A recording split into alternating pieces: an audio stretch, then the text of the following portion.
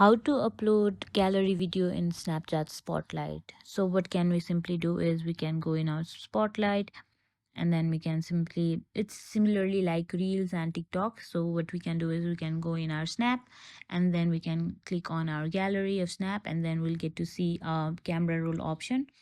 From there we can choose any video that we like. Here I'm choosing one of them, and after choosing any video, then what we can do is we will get to see an option of send to. There we'll click on send to, and then after clicking on send to, we will reach in another page, and then what we will do is we will simply see a spotlight option right there, and we will click on spotlight, and then we'll make sure to click on OK of on both of the notification that we got. And then after clicking on it, we can simply add any description, hashtags, or any caption that we like. And after adding our caption, we can simply click on OK, done. And then after clicking on done, we will be able to see an option of send in the bottom area. And yeah, after clicking on send, now we will able to upload